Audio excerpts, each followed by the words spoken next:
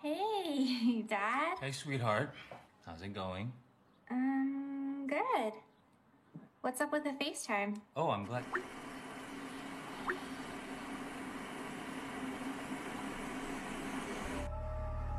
You know, let's calm down. Let's grab a seat. What are you doing with her? Kembali lagi bersama saya yang akan merangkum sebuah film yang bergenre misteri. Dan film ini pun menceritakan seorang ayah yang menemukan putrinya menghilang dari keberadaannya. Dan berbagai investigasi dia lakukan, namun hasilnya sangatlah nihil. Lalu dia yang masih heran putrinya tiba-tiba menghilang, kemudian sang ayah pun melihat laptop milik putrinya, yang membuat dia terkejut saat melihat laptop putrinya. Ada apakah di dalam laptop tersebut? Look what I got. Pokemon? What is that? Oh, that's your 2. There you go. 4. Smile. Oh, thanks. Scene memperlihatkan dan akan memperkenalkan pada keluarga yang sangat berbahagia. Yang gadis kecil bernama Margot Kim, sang ibu bernama Pamela Kim, dan sang ayah bernama David Kim. Dan film ini akan fokus pada sang ayah, yang dimana sang ayah nantinya akan mencari dalang pembunuh putrinya. Siapakah dia?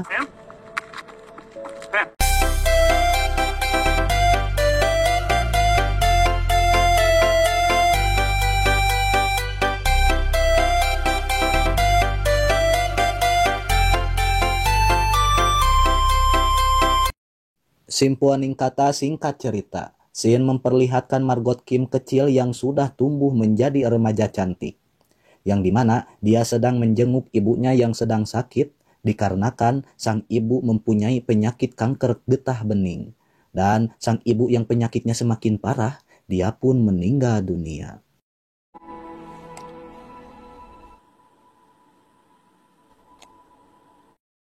Scene berganti pada sang ayah yang menghubungi saudaranya yang bernama Peter Kim. Dan kita diperlihatkan pada Peter Kim yang sedang memasak makanan kesukaan kakak iparnya, ialah Pamela Kim, yang membuat David Kim mengingat kenangan bersama mendiang istrinya. Thank you. Love you. Give me that recipe, please.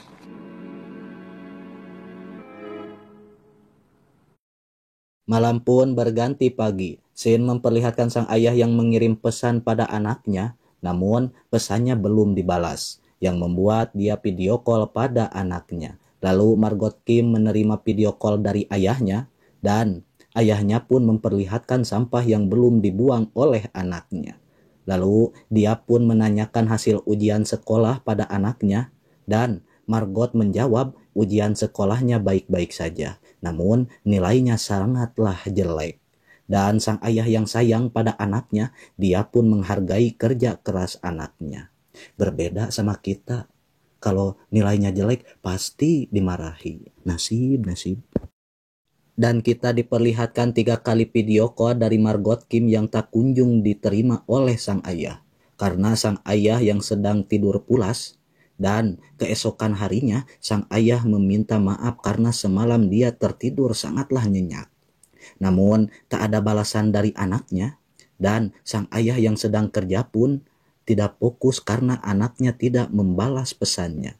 Lalu dia menghubungi guru les piano anaknya, dan dia pun terkejut dan heran saat mendengar anaknya sudah tidak mengikuti les piano lagi.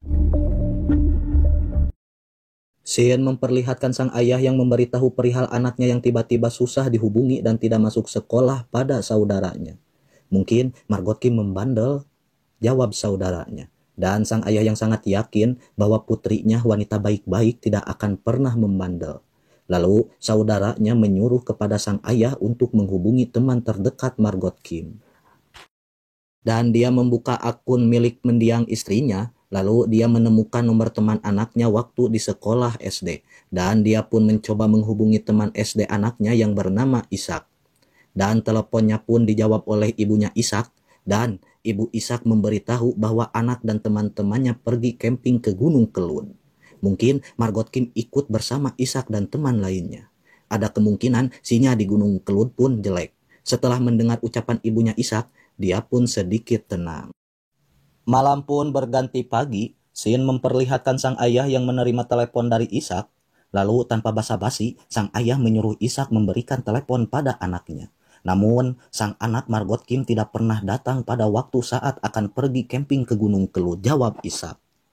Saat sang ayah mendengar semua itu, sang ayah pun dengan sigap menghubungi 911. Dan pihak kepolisian pun dengan respon yang sangat baik akan menangani kasus tersebut. Selang beberapa menit, ada telepon yang masuk. Lalu sang ayah menerima telepon tersebut yang ternyata itu adalah detektif yang bernama Rosemary Peak yang akan menangani kasus tersebut. She didn't attend school on Friday evening. But I'll need to know a lot more about her, okay? Scene memperlihatkan sang ayah yang membuka media sosial Facebook milik anaknya. Kemudian dia menghubungi teman sekolah anaknya yang bernama Jonah. Lalu dia pun menanyakan pada teman anaknya tersebut, kapan terakhir engkau melihat Margot? Selasa, Rabu, sampai Kamis aku melihat Margot di sekolah, jawab sang teman. Dan sang ayah menulis informasi dari hari Selasa sampai Kamis dari teman anaknya tersebut. Thursday evening, she attended a study group. Thank you, Jonah. Lalu dia memperlihatkan informasi pada detektif Ross dan detektif Ross menyuruh untuk mengirimkan informasi tersebut ke media sosial miliknya.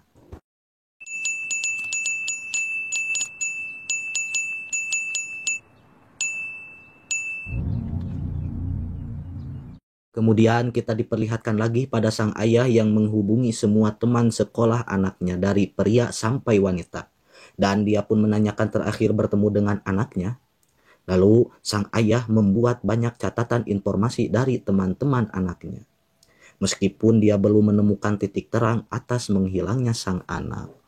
Lalu kita diperlihatkan kembali pada sang ayah yang membuka Instagram milik anaknya. Dan dia pun melihat sebuah komentar dari foto milik anaknya, yang dimana komentar itu sedikit berbau negatif, yang membuat dia menghubungi orang yang berkomentar negatif tersebut. Dan dia pun marah-marah dikarenakan orang itu seperti menyembunyikan sesuatu dari sang ayah. Siapakah orang itu? Tak lama kemudian, detektif Ross mengirimkan sebuah video CCTV yang dimana Margot Kim terlihat memakai mobil di sebuah SPBU. Lalu mobil yang dikendarai melaju ke jalan 101 dan belok ke jalan 105 arah timur pada jam 10 malam lebih 2 menit. Lalu sang ayah melihat jalan yang dilewati anaknya semalam di Google Map. Dan dia pun tidak mempercayai yang mengendarai mobil tersebut adalah anaknya sendiri. Kemudian detektif Ross menegur sang ayah untuk membantu bukannya berkomentar. Pedo. Dan sang ayah melihat pesan terakhir bersama anaknya, yang dimana dia memberikan sejumlah uang untuk membayar les piano. Yang ternyata uang tersebut tidak dibayarkan kepada guru les pianonya. Dan dia pun melihat tabungan milik anaknya, lalu dia pun terkejut saat melihat uang bulanan untuk membayar les piano ditabungkan oleh anaknya. Dan dia pun melihat histori tabungan milik anaknya yang mentransfer uang 6 hari lalu ke sebuah akun yang sudah terblokir. Siapakah pemilik akun tersebut? Siang pun berganti malam, dan kita diperlihatkan pada sang ayah yang menerima telepon dari detektif Ross. Lalu detektif Ross mengirimkan sebuah data Google Drive milik Margot Kim, dan sang ayah membuka berkas tersebut. Alangkah terkejutnya sang ayah saat melihat identitas yang bernama Rachel Jeun, namun di identitas tersebut tertera foto milik Margot Kim. Kemudian detektif Ross berpendapat bahwa Margot Kim seorang ahli dalam memasukkan identitas. Dan ada kemungkinan juga Margot Kim kabur dari kota tersebut. Lalu detektif Ross memperlihatkan bukti baru lagi. Namun sang ayah yang sangat percaya bahwa anaknya tidak akan pernah melakukan hal seperti itu. Kemudian sang ayah menutup teleponnya. Lalu sang ayah yang tidak percaya jika anaknya melakukan hal seperti itu, dia pun mencari petunjuk baru dari media sosial lainnya yang digunakan oleh anaknya. Dan sang ayah menemukan keganjalan dari media sosial anaknya yang bernama Yukes. Lalu dia melihat sebuah komentar yang bernama Fish and Chip, yang dimana Fish and Chip selalu berkomentar di video Yukes Margot Kim. Karena Fish and Chip penggemar Pokemon seperti Margot Kim. You work 25 hours on top of school? This is it. Student.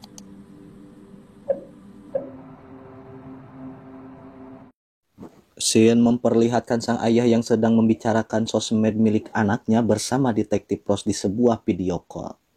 Lalu sang ayah menanyakan kepada sang detektif, apakah engkau sudah memeriksa semua sosmed milik Margot? Dan sang detektif yang sangat yakin bahwa dia sudah memeriksa semua media sosial milik Margot. Kemudian sang ayah menanyakan seseorang yang bernama Fish and Chip yang selalu berkomentar setiap Margot live streaming di aplikasi Ucase. Lalu detektif Ross yang yakin sudah memeriksa sosmed milik Margot Kim, termasuk di aplikasi Ucase dan orang yang ditanyakan oleh sang ayah. Dia pun berasumsi bahwa Margot Kim tidak pernah berinteraksi di aplikasi Ucase dengan orang yang bernama Fish and Chip. Dan sang ayah heran dengan fakta yang dia lihat di aplikasi Ucase. Bisa berbeda dengan asumsi detektif Ross. Lalu detektif Ross menutup teleponnya dikarenakan si ayah tidak meyakini dan tidak mempercayai sang detektif. Talk soon. Saat sang ayah akan mematikan laptop milik anaknya, dia pun melihat sebuah postingan video pemandangan di aplikasi Ucase. Lalu sang ayah membuka aplikasi Tumblr milik anaknya, yang dimana di aplikasi tersebut ada sebuah postingan foto pemandangan yang sama persis dengan video pemandangan di aplikasi Ucase. Dan tempat itu bernama Barbosa Cilin, bukan Cililin. Lalu sang ayah menanyakan Barbosa Cilin kepada Mbah Google, yang ternyata Barbosa Cilin adalah sebuah danau tempat para duda, randa, dan para jomblo bermain. Kemudian dia mencari letak danau Barbosa di Google Map. Bersamaan dengan itu, dia menuliskan nama Margot dan sang ayah pun terkejut saat terakhir Margot Kim terlihat menuju Danau Barbosa. Dan sang ayah sangatlah yakin bahwa anaknya tidak pernah kabur keluar kota. Kemudian sang ayah pergi menuju Danau Barbosa Cililin. Dan kita diperlihatkan pada sang ayah yang pergi menuju Danau Barbosa pukul 3 pagi lebih 45 menit. Sesampainya di Danau Barbosa, waktu pun menunjukkan jam 4 pagi lebih 25 menit. Lalu sang ayah menghubungi detektif Ross dan dia pun memperlihatkan gantungan kunci Pokemon milik anaknya pada sang detektif. Dan sang ayah pun menyindir tuduhan dan asumsi detektif Ross yang sudah menuduh anaknya kabur dari kota tersebut. Kemudian detektif Ross bergegas pergi menuju Danau Barbosa. Dan kita diperlihatkan pada anggota kepolisian dan tim SAR yang mengambil mobil Margot Kim di Danau Barbosa. Lalu kita diperlihatkan juga pada detektif Ross yang menyatakan kepada reporter televisi bahwa kejadian atas menghilangnya Margot Kim yang berusia 16 tahun telah diculik. Dan detektif Ross menemukan bercakan darah di dalam mobil Margot Kim. Lalu media televisi pun mengajak kepada para masyarakat untuk mencari Margot Kim. Whose car was found dumped.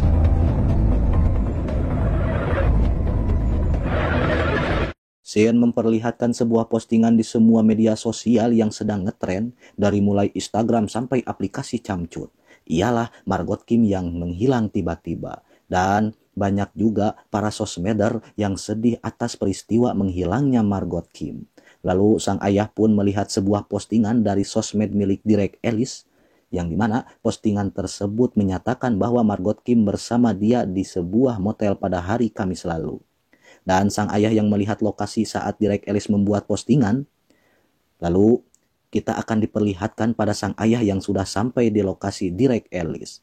Dan sang ayah menanyakan kebenaran dari postingan tersebut, namun Derek Ellis yang sedikit tengil mempermainkan sang ayah. Dan sang ayah yang memaksa untuk Derek Ellis mengatakan kebenaran dari postingannya, yang membuat orang-orang di tempat itu merekam perkelahian mereka.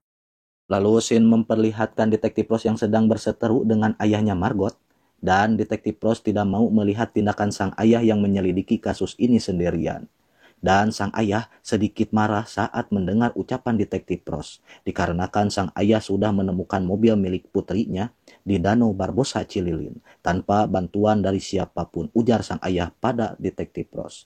Lalu detektif Ross menyuruh sang ayah ngoceh dulu agar pikiran dan jiwa raganya tenang. Kemudian detektif Ross mengakhiri teleponnya.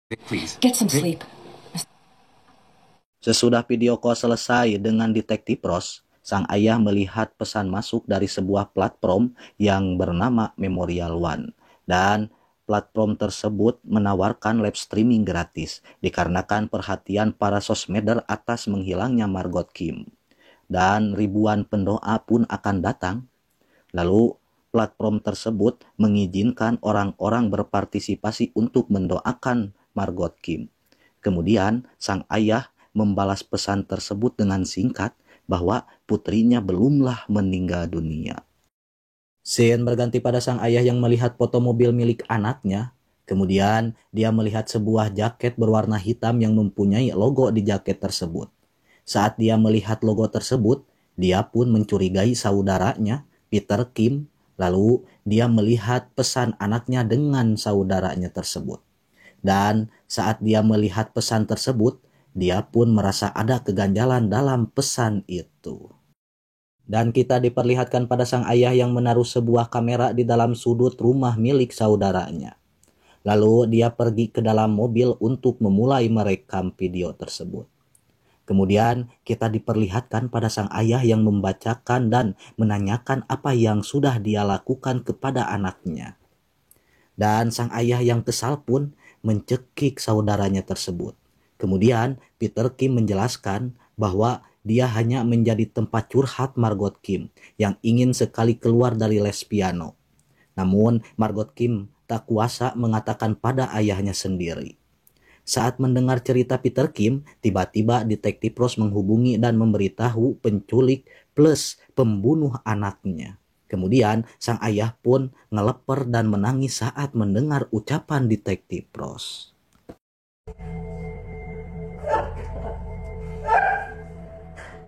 Keesokannya kita diperlihatkan pada detektif Ross yang sedang menjelaskan kasus pembunuhan yang dilakukan oleh Tuan Kartop pada Margot Kim. Namun sangat disayangkan Tuan Kartop sudah tewas bunuh diri di rumahnya. Sehari setelah Tuan Kartop mengunggah sebuah video pengakuan dirinya yang telah membunuh Margot Kim. Dan mayatnya dimasukkan ke dalam koper lalu dibuang. Lalu mobilnya ditenggelamkan di Danau Barbosa. Kemudian reporter televisi pun memutar rekaman pengakuan Tuan Kartop. Ini bebenguknya. And crushing you. I'm sorry for beating you, so no one would ever find you. And tossing you with your suitcase. I thought this would be easy, but it isn't. Dan scene berganti pada sang ayah yang sedang berbicara dengan detektif Ross di video call.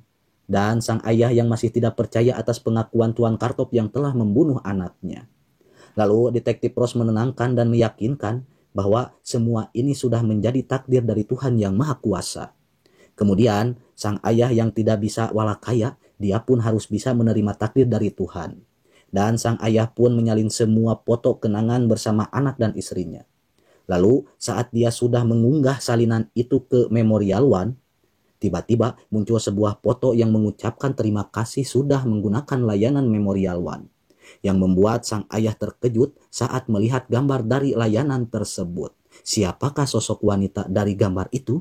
Dan kita diperlihatkan pada sang ayah yang terkejut saat melihat foto wajah yang sama, namun berbeda nama. Kemudian sang ayah menghubungi orang tersebut yang bernama asli Hana Pardi.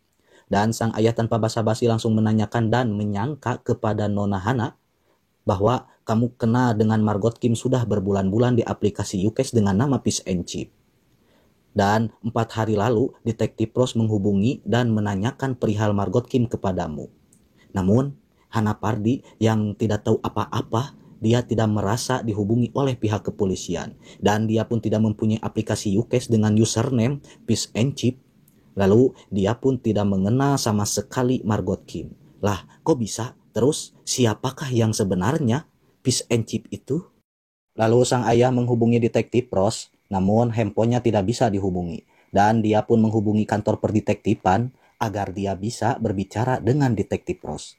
Dan teleponnya diterima oleh teman sang detektif dikarenakan detektif Ross sedang keluar membeli nasi uduk. Dan teman sang detektif pun turut berduka cita atas menghilangnya Margot, terutama detektif Ross sendiri. Dan temannya pun sangat bersimpati saat detektif Ross mengajukan diri untuk memimpin dan menyelidiki kasus Margot Kim. Lalu saat sang ayah mendengar detektif Ross mengajukan diri untuk menyelidiki kasus anaknya, kemudian sang ayah terkejut saat melihat sosmed milik detektif Ross yang ternyata Tuan Kartop pembunuh anaknya adalah mantan napi yang dibekerjakan oleh detektif Ross. Lah, kok bisa? Berarti selama ini dalang dibalik kasus Margot Kim adalah detektif Ross, yang dimana sang detektif mengajukan diri untuk menyelidiki kasus Margot Kim tanpa dipilih oleh atasannya sendiri. Dan kemudian sang ayah menyuruh teman detektif Ross untuk menghubungi dan menangkap dalang dibalik kasus Margot Kim. Dan kita diperlihatkan pada orang-orang yang akan melakukan doa bersama untuk Margot Kim. Tiba-tiba sang ayah datang bersama anggota kepolisian untuk menangkap dalang di balik kasus Margot Kim. Ialah sang detektif Ross. Dan sang detektif yang tidak bisa walakaya, dikarenakan ini sudah menjadi takdir dari Tuhan yang Maha Kuasa. Ujar sang detektif waktu dulu kepada David Kim. Akan. Scene berganti pada sang detektif yang sedang diinterogasi oleh pihak kepolisian. Akan. Dan detektif menceritakan kejadian dari awal sampai akhir, yang diawali dengan perkenalan putranya yang bernama Robert dengan Margot Kim di sebuah media sosial yang bernama Ukes, dan username yang dipakai sang anak bernama Fish and Chip. Lalu Robert menggunakan foto milik orang lain juga. Singkat cerita, Robert yang sudah lama mengenal Margot Kim meminjam uang untuk biaya operasi ibunya yang mempunyai penyakit kanker. Dan Margot Kim yang tidak tega saat mendengar teman Ukesnya tidak mampu untuk membiayai operasi ibunya sendiri. Kemudian Margot Kim menabungkan uang yang diberikan sang ayah untuk bayaran les piano. She was a good kid.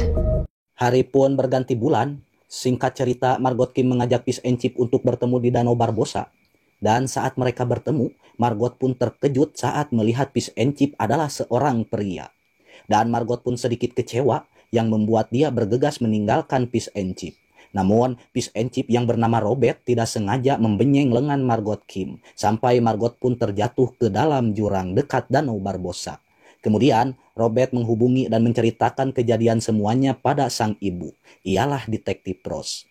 Lalu, sang detektif yang tidak mau melihat putranya di penjara, dia pun membuat skenario dan memanipulasi identitas milik Margot Kim, yang seakan-akan Margot Kim lah yang bersalah. Inilah pernyataan dari detektif Ross. Namun, ada peribahasa orang tua dulu, sebau-baunya tinja pasti akan jatuh ke sepiteng. Geleh. Pagi pun berganti siang, scene berganti pada reporter televisi yang memberitakan dan menyiarkan langsung di TKP tempat Margot Kim tikosewan. Dan sang ayah pun terkejut dan menangis saat melihat anaknya yang sudah meninggal dunia. Ending yang sangat membingungkan.